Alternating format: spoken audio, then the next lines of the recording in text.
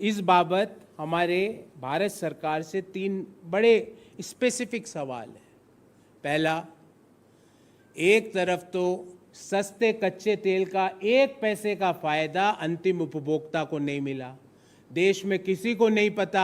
कोई मंत्री कहता है कि $25 प्रति बैरल में रूसी तेल आ रहा है, कोई मंत्री कहता है $30 प्रति बैरल में रूसी तेल आ रहा है, कोई कहता है $40 प्रति बैरल पे रूसी तेल आ रहा है, पर भारत सरकार कह रही है हम सस्ता ला रहे हैं। तो उस सस्तेपन का फायदा, 1 पैसे का फायदा अंतिम उपभोक्ताओं को नहीं। और वो देश जिसने कायरता से भारत माँ के 20 वीर सपूतों को वीर शहीद किया, उस देश की करेंसी को हम इंटरनेशनलाइजेशन कर रहे हैं। वह देश जिसके साथ हर जगह हम भारत माँ के भूमि पर कब्जा जमाए हुए बैठा है, 40% पेट्रोलिंग पॉइंट हमसे छीन चुका है, हमारे गांवों का, हमारे शहरों का नाम चेंज कर रहा है, उसकी करेंसी को हम एस्टेब्लिश कर रहे हैं। एक तरफ तो सस्ते रूसी तेल का फायदा नहीं, दूसरी तरफ उस सस्ते रूसी तेल का चीनी पैसों में भुगतान, और चीनी पैसों में भुगतान करके हम डी-डॉलराइजेशन करके यूआईनाइजेशन ऑफ द करेंसी कर रहे हैं दुनिया में। दूसरा सवाल, ऐसी क्या समस्या है कि हम रुपये में पेमेंट नहीं कर सकते? अगर रुपये में पेमेंट नहीं कर सकते तो क्यों हमारे रुपये की साख इतनी गिरी भारत सरकार के पिछले 9 साल के कार्यकाल में कि आज हम रुपये में पेमेंट नहीं कर पा रहे? और तीसरा, मोदी जी, कि आपको ये लगता है कि रुपये में पेमेंट नहीं किया जा सकता क्योंकि आपको लगता है रुपये की आपने साख गिरा दी, तो दुनिया में आपको चीन की करेंसी के अलावा कोई करेंसी नहीं मिली जिसमें भुगतान हो सके। आप चीन की करेंसी को एस्टेब्लिश कर रहे हो ग्लोबल प्लेटफॉर्म पर। ये हमारे 3 स्पेसिफिक सवाल हैं। मैं आपके इस सब्जेक्ट पर और या कोई अन्य विषय पर सवाल लूं उससे पहले मैं इसी मुद्दे को ब्रीफली अंग्रेजी में अपनी बात कहना चाहता हूं।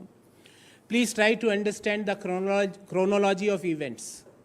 Event number 1, prime minister made 5 trips to China and 18 meetings with Xi Jinping.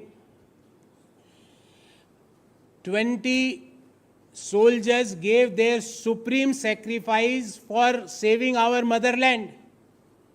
Third, Chinese companies are giving a big donation or subscription, I don't know what I should call, in PM Care funds. Fourth, Prime Minister Narendra Modi ji gives clean chit to China by saying ना कोई घुसा था ना कोई घुसा हुआ है. Fifth, as per the reports, India, we had lost patrolling rights of 40% of patrolling points on the Indo-China border. Sixth, as per defense experts, China is sitting on our motherland. And this is not one person.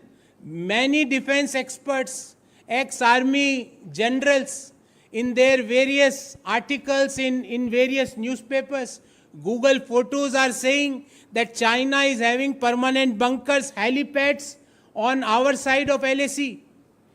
Seventh, in December 2022, more than 20 soldiers were injured in a clash with Chinese troops in Arunachal Pradesh. Seventh, in March 2023, China suo motu changed the names of 11 villages and towns of our country, and we were mum, we were silent.